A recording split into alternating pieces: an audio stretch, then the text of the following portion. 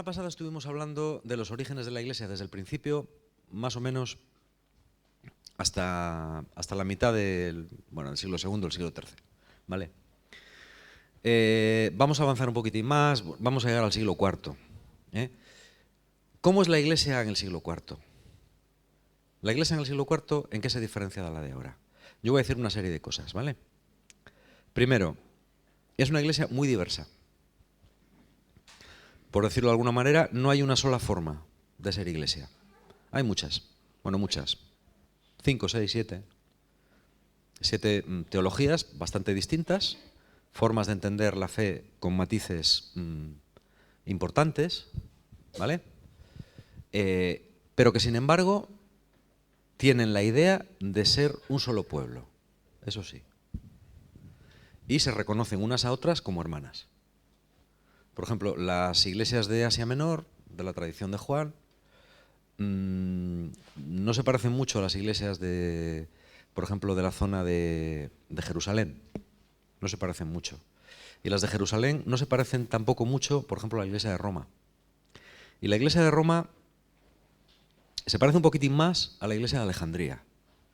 Pero la iglesia de Alejandría no tiene nada que ver, no tiene nada que ver. Es diferente a las iglesias de Siria, de Antioquía, por ejemplo. ¿Vale? Tienen costumbres distintas, celebran sus tradiciones de manera distinta. Unos hacen hincapié en unas cosas, otros hacen hincapié en otras.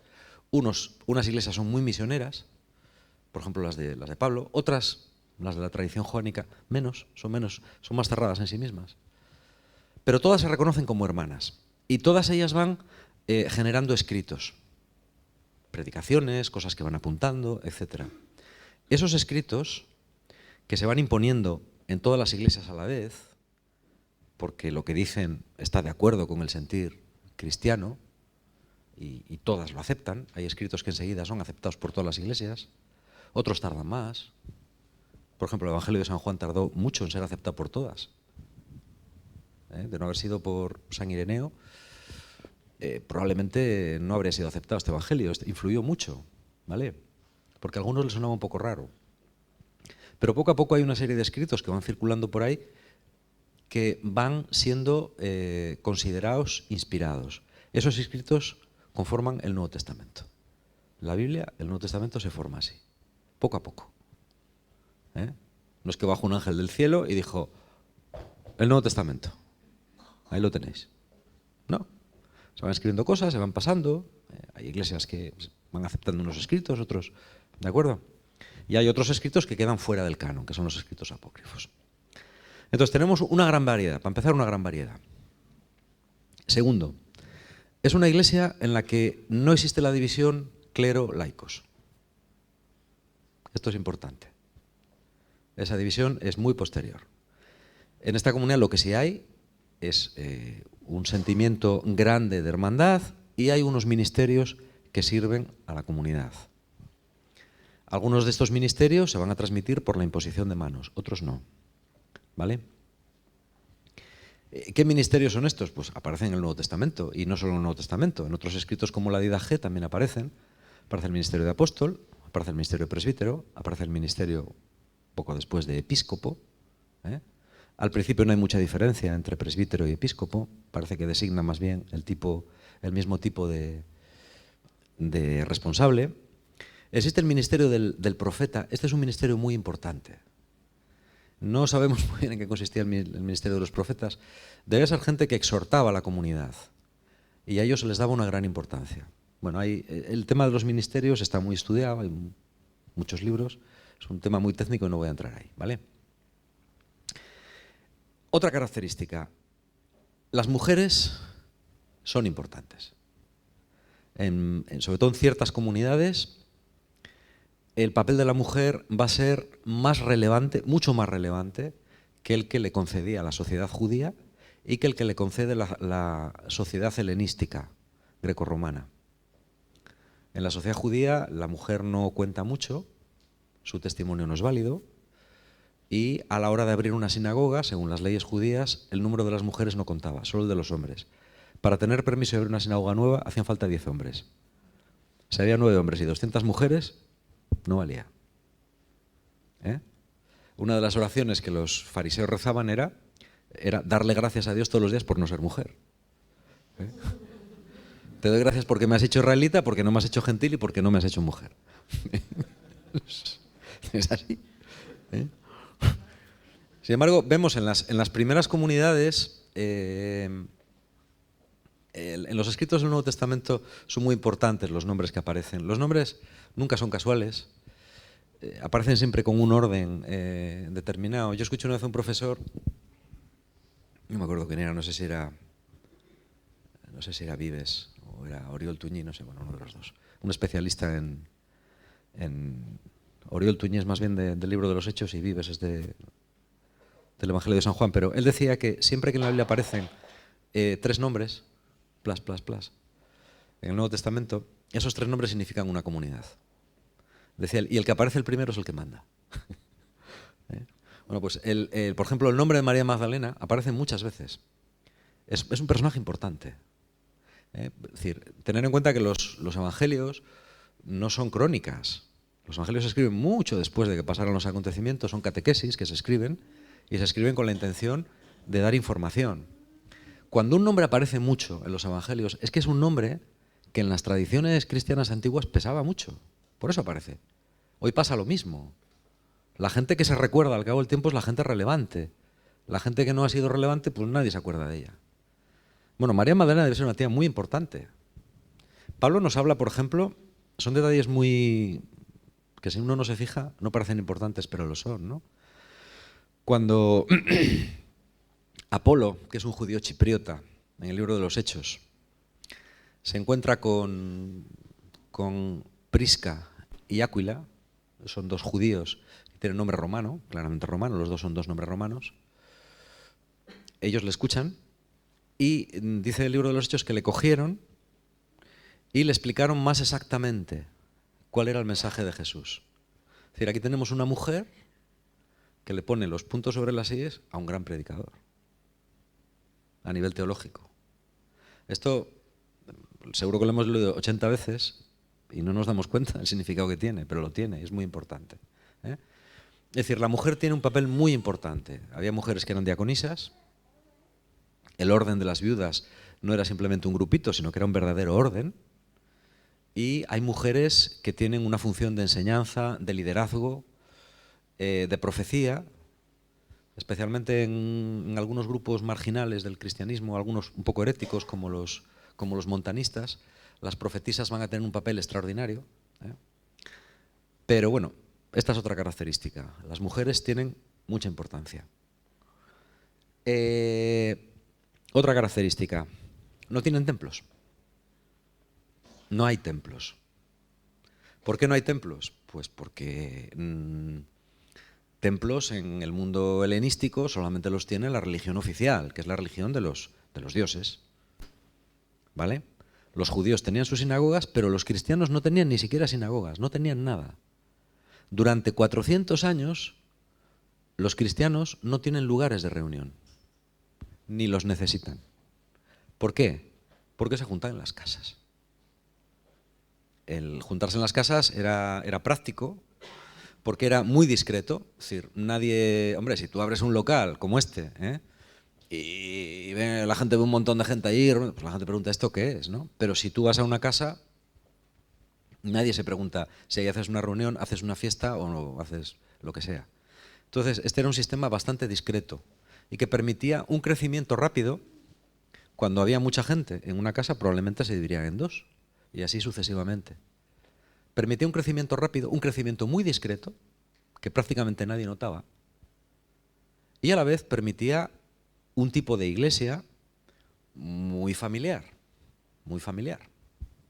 ¿vale? Entonces, durante 400 años, a grandes rasgos, estoy simplificando muchísimo, ¿no? Porque cada siglo tiene su cosa. Pero en la mayoría de los países cristianos, durante 400 años, el cristianismo es así. Es un cristianismo en el que quiere entrar tiene que esperar para bautizarse, tienes que pedir el bautismo. Primero eres un solicitante, luego llegarás a ser un confesante. Hay una serie de títulos, a veces hay hasta 9 títulos, como 9 categorías. ¿vale? Esto también y también depende de los sitios. No en todos los sitios era igual. Cada iglesia tenía su costumbre. Pero sí que era normal que si tú querías bautizarte, primero tenías que demostrar que eras cristiano. Y eso no se hacía de la noche a la mañana. Tenías que pasar un proceso largo y duro. ¿Vale? Muy largo y muy duro. Y se suponía que una vez que te hacías cristiano, no podías volver a pecar gravemente. Eso se había acabado. ¿Qué pasaba si lo hacías? Bueno, pues aquí las opiniones se dividían. Había gente que pensaba, has rechazado la gracia de Cristo, la sangre de Cristo que derramó por ti ha sido en vano, lo has desperdiciado, a tomar vientos. Se acabó. Esos eran los rigoristas. Y había otro grupo que decía, bueno, hombre, bueno, pues sí, pecó, pero en fin, sí, en fin, vamos a que haga una penitencia, ahí tal, y luego le volvemos a admitir. Pero cuidado, una penitencia puede durar 10 años o 15 años, o toda la vida, ¿vale? Y mientras eras los penitentes, tenían su lugar en la iglesia, el oro de los penitentes, y ahí estaban, jorobaos, ¿vale? Y después se les admitía, se les solía admitir otra vez. Aquí había división de opiniones, pero desde luego la penitencia era pistonuda para los pecados que ellos consideraban graves, que eran básicamente el adulterio, el homicidio y la idolatría. Estos tres eran los pecados que ellos consideraban realmente gordos, graves, ¿vale? Bueno, pues así era la cosa. Este es el panorama más o menos muy simplificado que había, ¿vale? Cada iglesia va desarrollando su propia liturgia también, en su propia lengua. Hay iglesias que hablan griego, las de la parte oriental, hay iglesias que hablan latín, las de la parte occidental, hay otras iglesias que hablan arameo o siríaco, las de la zona de Siria, o copto. El copto es una evolución del egipcio antiguo en la zona de Alejandría. Hay comunidades que son extremadamente comunitarias, insisten mucho en el aspecto de la comunidad, de la fraternidad, como son las del norte de África. Hay de todo, hay una variedad muy grande, pero todas ellas se sienten partícipes de la Iglesia universal, ¿vale? Enseguida va a haber sedes apostólicas, como la de Roma, la de Alejandría, la de Jerusalén, bueno, a Jerusalén le invitan después, y la de Antioquía, que son sedes cuyos obispos son especialmente importantes. Enseguida empieza a destacar Roma, por la tradición de que Pedro y Pablo murieron allí y porque Roma es la capital del imperio. Y además es una comunidad muy grande y que tiene bastante pasta, ¿vale? Y poco a poco esa comunidad, poco a poco se va afianzando como la comunidad que de alguna forma es la que garantiza la unidad entre las demás. Esto es lo que, cuando llega el año 313, que es cuando se publica el Edicto Cunctus Populus, ¿no?, por el cual se permite que el cristianismo ya, después de la persecución anterior, sea una religión legal, pues bueno, a lo largo del siglo IV pasan muchas cosas. El siglo IV es un siglo muy importante. Lo más importante que pasa, para resumir, ¿qué es? Bueno, pues pasa que de pronto el cristianismo, que estaba mal visto, empieza a ser bien visto. En la antigua Roma había 3 religiones nuevas que pegaban muy fuerte. En Roma en los dioses ya no creía nadie, pero era una religión como la que se tiene hoy en muchos lugares a nivel católico, una religión en la que no cree nadie, pero que se mantiene pues porque es de buen tono y porque hay que tener unos rituales, unas ceremonias, etc. Aunque luego en los dioses no creas. Ya en la época de la República los romanos cultos no creían en los dioses. Eran estoicos o tal, pero no creían en los dioses, ¿vale? Entonces, los romanos importan 2 cultos. Uno viene de Oriente, que es el culto de Mitra, y otro viene de Egipto, que son los cultos de Isis. Y estas son 2 religiones en cierta medida parecidas al cristianismo. Son religiones de poca gente, que se celebran también en lugares cerrados, son religiones iniciáticas, las cuales hay que hacer una serie de rituales para poder entrar, y que insisten más en la piedad interior que en la exterior, ¿no? Están muy extendidas, las 3 están extendidísimas. Al principio compiten estas 3, pero la que se lleva el gato al agua al final es el cristianismo. El explicar por qué, eso sería muy largo. Y las otras dos, bueno, van remitiendo hasta que desaparecen por completo. Prácticamente desde Constantino, quitando unos pocos años los de Juliano el Apóstata, a mediados del siglo IV, los emperadores ya van a ser prácticamente cristianos todos. Teodosio es el que, en el año 380, hace que el cristianismo sea no solamente una religión aceptada, sino que sea la religión oficial del imperio. Bueno, esto tiene unas consecuencias tremendas, tremendas, tremendas, tremendas. Es la cosa más importante que pasa en el cristianismo nunca. Porque, al ser religión oficial del imperio, el imperio romano es un imperio, incluso en esta época, muy organizado, muy estratificado, bastante bien administrado, con una serie de cargos, con una carrera política, con unos pasos muy determinados, etc. Claro, el pertenecer a la religión oficial del imperio era muy importante para progresar en el imperio. Entonces, el viento de la historia sopla a favor del cristianismo y la gente ¿qué hace? Pues, oye, pues hacerse cristiana. Y como decía un cura amigo mío, se empieza a bautizar con manguera. O sea, los bautismos empiezan a ser masivos. Lógicamente, el catecumenado tiene que ir cediendo exigencias. No puedes tener si tienes 20.000 candidatos al bautismo, no puedes tener a toda esa gente. Bueno, se empieza a bautizar con más facilidad. Y a partir de aquí, el catecumenado sigue existiendo, unos 200, 300 años más, pero al final acaba por convertirse en un ritual. Sobre todo cuando se generaliza el bautismo de niños. Dice von Balthasar que el bautismo de niños ha sido el acto de mayor consecuencia en la historia del cristianismo. ¿Qué más consecuencias ha tenido? No positivas. Yo creo que él lo dice en sentido no positivo.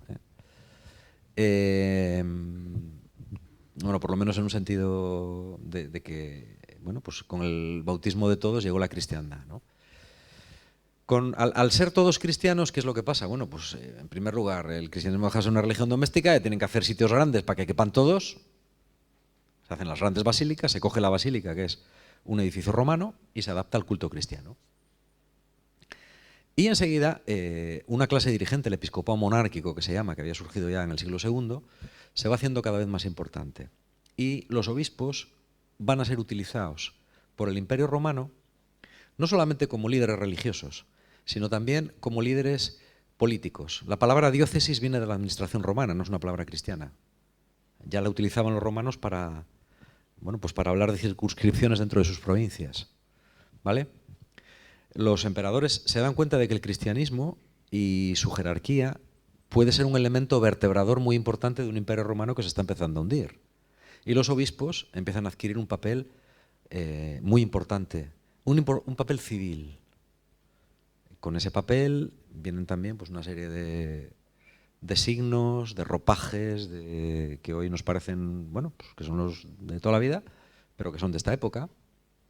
Una dignidad, empieza a ser un cargo ya muy importante y muy codiciado. ¿Vale? Bueno, cuando vienen los bárbaros, como el Imperio Romano ya sabéis, pum, pum, pum, se divide en mucha gente. Y hay otro hecho muy importante que se da en esta época, y es que hay una serie de personas que, primero, la gente más admirada dentro del cristianismo eran los mártires. Los confesores, que eran aquellos mártires que habían sobrevivido al martirio, es decir, que habían confesado la fe y no se habían echado para atrás, tenían un puesto de honor en las iglesias. Algunos de ellos se les consideraba sacerdotes casi sin haberles impuesto las manos, porque se consideraba que por el hecho de haber confesado la fe ya entraban dentro del orden de los presbíteros. Parece ser. Eran gente muy importante. Cuando la persecución cesa, los mártires acaban. Ya no hay mártires. Entonces, ¿quiénes van a ser los nuevos mártires, las nuevas referencias? Aquellos cristianos que, por huir del mundo, por no ser como la mayoría, por no pertenecer a esa iglesia en la que ya el nivel se ha bajado mucho, deciden vivir una vida más radical. Y entonces nace el monacato. Los orígenes del monacato son antiguos, probablemente están en el siglo II, en la zona de Tebaida. Empieza en la zona de Tebaida en Egipto y también en algunas zonas de Siria. Luego se va extendiendo ya por todo el Imperio Romano. Y el monacato vive un cristianismo muy especial. Primero, vive un cristianismo de huida del mundo, la fuga mundi que se llama. Que es una novedad, porque los cristianos, Jesús nunca había hecho eso, ha hecho lo contrario. El cristianismo no es de huir del mundo, es de meterse en él. Aquí hay un cambio importante. En segundo lugar, empieza a haber una valoración extraordinariamente importante de la... Es que estoy simplificando mucho, a veces me da simplificar tanto, pero bueno, es que no queda más remedio. Hay una valoración extraordinaria de la virginidad, que por ejemplo el mundo judío desconocía. Los judíos no valoraban la virginidad lo más mínimo. ¿Cómo? A ver, ¿cómo? Por supuesto, una mujer tenía que ser virgen a la hora de casarse, porque si no, no valía para nada. Pero una vez casada, una chica virgen soltera tampoco valía para nada. Si se le pasaba el arroz, ya da igual que fuera virgen, ¿vale? Y el arroz se te pasaba a partir de los 16. Así que algunas aquí ya sabéis. A partir de los 16 ya decían, está solterona, pues, ¿vale? Los judíos no valoraban la virginidad. De hecho, mantener la virginidad no estaba bien visto. De hecho, los apócrifos nos hablan de que una de las cosas que se criticaba a Jesús era esa. Primero, que enseñaba a mujeres, gunaicas, dice un apócrifo, no me acuerdo cuál es, y que no se había casado. Eso era raro para un judío. Incluso para un sacerdote. Un sacerdote tenía que estar casado. El sumo sacerdote tenía que estar casado con una mujer israelita virgen. Era obligatorio. ¿Vale? Sin embargo, aquí esta gente, bueno, ¿por qué se empieza a valorar la virginidad? Bueno, pues es complejo, ¿eh? Por un lado hay una imitación de María, hay una imitación también de Jesús, pero por otro lado también hay una mezcla muy importante de la doctrina platónica. La doctrina platónica filosófica es la doctrina más importante que hay en el helenismo. Y es una doctrina dualista. Una doctrina dualista es una doctrina que considera que las cosas están divididas en dos. Que, por ejemplo, eso la mentalidad judía no lo conoce. El concepto de cuerpo y alma es un concepto bastante erróneo, tal y como nosotros lo entendemos. Y es un concepto que viene de la filosofía platónica, no del Antiguo Testamento. Para el Antiguo Testamento y para Jesús no había cuerpos y almas, había hombres que están hechos de cuerpos y almas, y el cuerpo y el alma forman una misma unidad.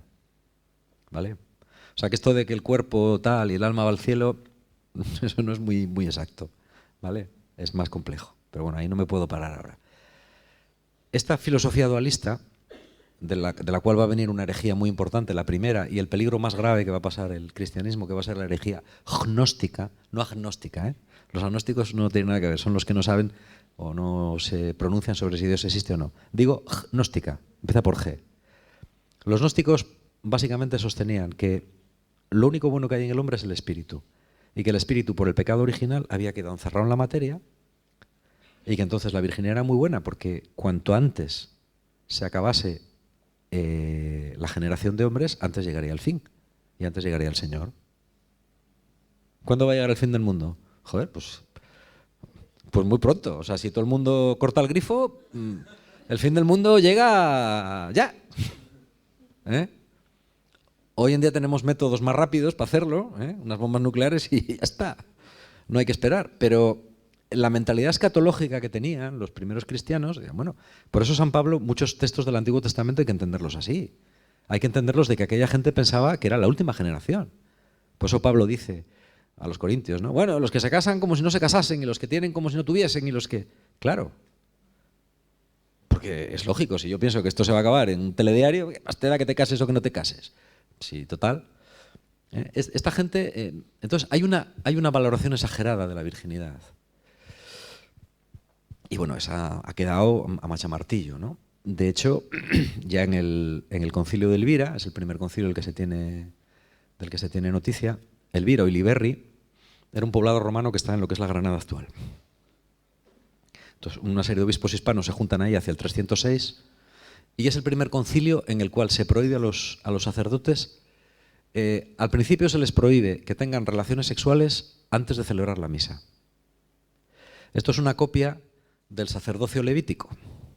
Los levitas celebraban por turnos en el templo de Jerusalén. Las familias de levitas, ya sabéis que iban por turnos, por semanas, a celebrar al templo de Jerusalén. La semana que estaban de servicio no podían tener relaciones sexuales.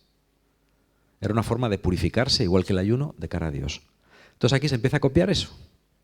Poco a poco la imagen del sacerdocio del Antiguo Testamento, con la que el Nuevo Testamento rompe, pero radicalmente, se vuelve otra vez a ella, poco a poco, poco a poco.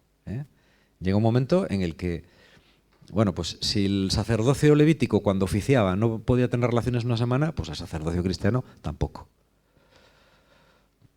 Pero claro, si tú celebras misa todos los días y no puedes tener relaciones las 24 horas antes, entonces ¿cómo lo haces? Empiezas a contar, dices, vamos a ver. Si yo digo misa a las 9 y 24 horas antes, pues que 24 horas antes es misa, 24 horas antes. Bueno, es un ejemplo un poco tonto, ¿no? Y poco a poco se va viendo, puesto que los monjes empiezan a ser el modelo, a imitar, huir del mundo, el mundo es malo, mejor apártate del mundo, huye de la sexualidad, al fin y al cabo, pues, ¿para qué engendrar hijos? ¿No? Es más perfecto, tal. Todo eso poco a poco, esa mentalidad que se va imponiendo, va pasando al clero, que todavía no existe, pero bueno, ya empieza a existir. Y poco a poco se va intentando que los sacerdotes no tengan relaciones sexuales. Esto todavía va a durar unos 1000 años, hasta el primer concilio de Letrán, creo que, que ya tajantemente lo prohíbe. Tajantemente lo prohíbe. Pero bueno, los 400 primeros años nadie se lo planteaba. Los sacerdotes estaban casados, los papas también, el propio Pedro estaba casado, lo dice el Nuevo Testamento, etc., ¿no? A partir de ahí empieza una iglesia ya muy diferente y más parecida a lo que nosotros conocemos. Simplifico mucho. En la Edad Media ya hay 3 papas sobre todo. Gregorio VII, que es un papa que reforma muchísimo la iglesia, por un lado, pero la iglesia que conocemos hoy viene de ahí. Una iglesia perfectamente separada entre clérigos y laicos. Los laicos se casan, los clérigos no. Y esa evolución nos va a llevar, y ya termino aquí, porque si no, bueno, estoy en el año 1000 todavía. Lo que pasa después, bueno, se podría resumir fácilmente. Es decir, la iglesia que tenemos hoy es la que nace a partir de la Reforma Gregoriana, a partir del siglo VII, ¿no? A partir del siglo VII se va a dar una cosa muy interesante. El clero crece muchísimo. No os podéis ni imaginar, por ejemplo, aquí en Cantabria, en el siglo XVIII, a principios, XVII, principios del XVIII, en algunas zonas de Cantabria había un cura por cada 50 habitantes. Eso igual os parece normal. Eso es una brutalidad. Eso es, bueno, muchísimo. Cualquier pueblo de Cantabria tenía varios curas. Y estaba lleno de conventos. Es decir, el clero era gigantesco. Era gigantesco, era enorme en número, no es como ahora. Entonces, poco a poco se va imponiendo en la iglesia una visión que identifica a la iglesia con el clero. O sea, hay una separación tajante, laicos, clero.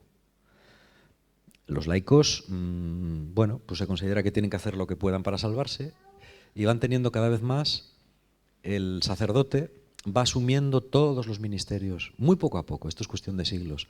Todos los ministerios que había en la iglesia primitiva van siendo asumidos, hasta el diaconado desaparece prácticamente y queda como una especie de paso previo al sacerdocio.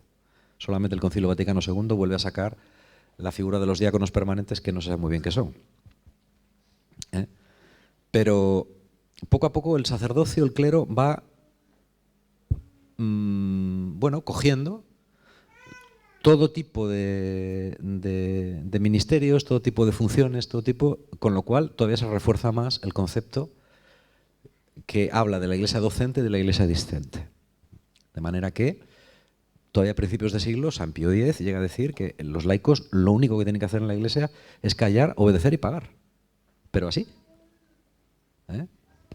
La encíclica Flante, creo que es del 1906, por ahí. ¿Vale? Y esto es lo que hay. Y esta es un poco, dicho así brevemente, es un poco el concepto que nos lleva a la iglesia tradicional. ¿Por qué es muy importante la historia?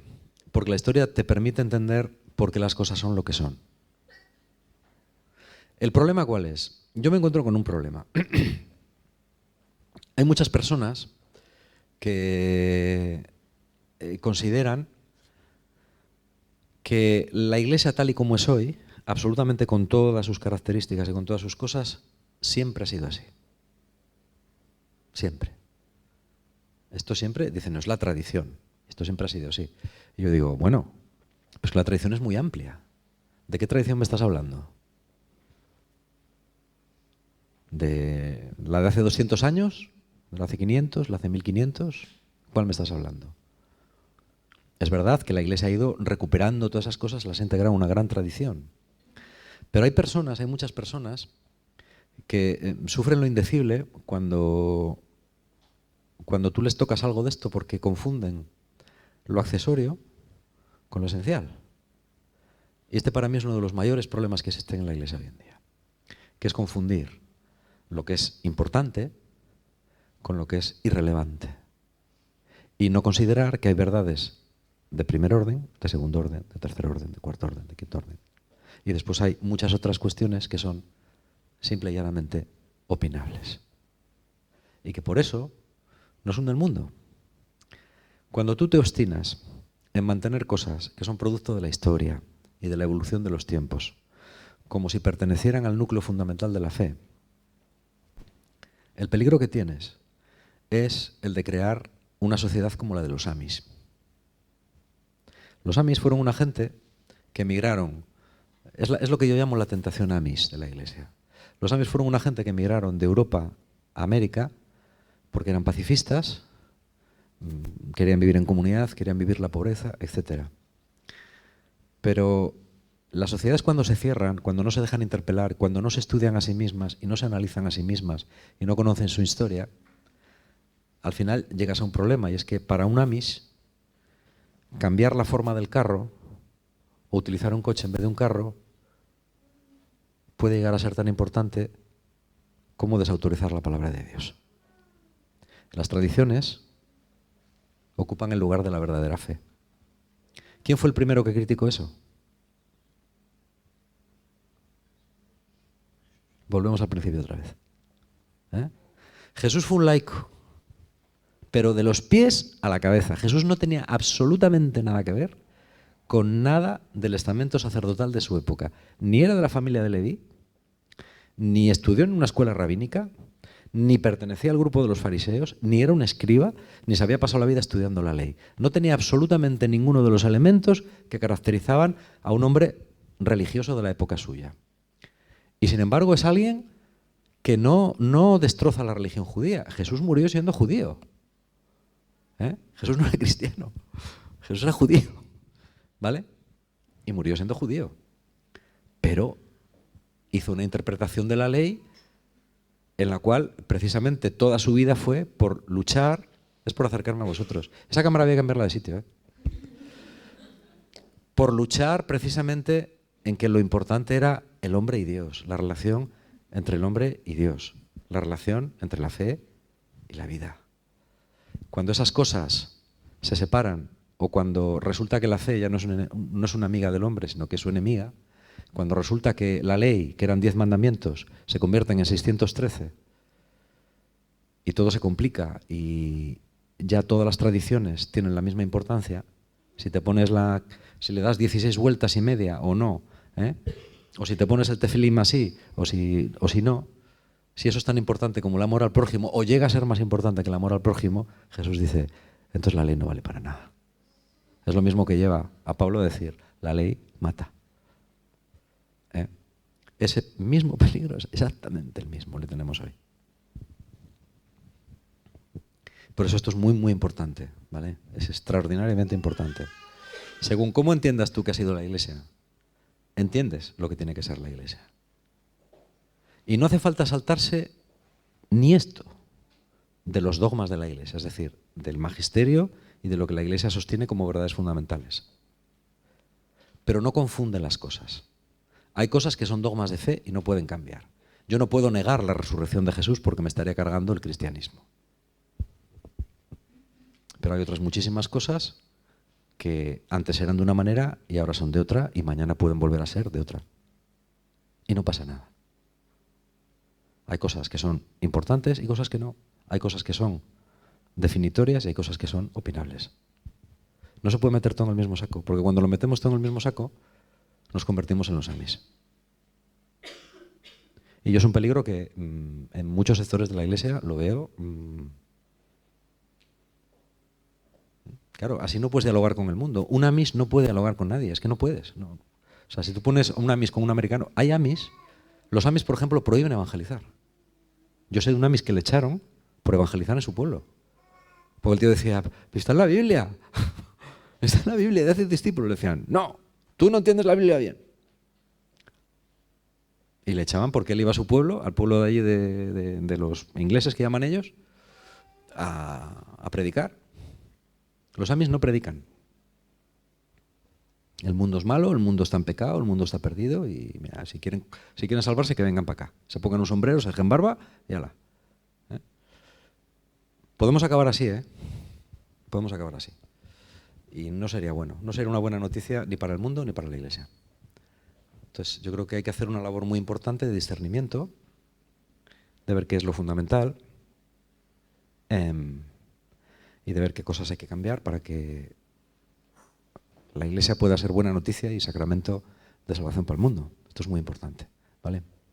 El próximo día, si Dios quiere, en la tercera y última charla, o que sea, hablaremos de cómo podría ser eso en la práctica, ¿no? Y ya está. Ahora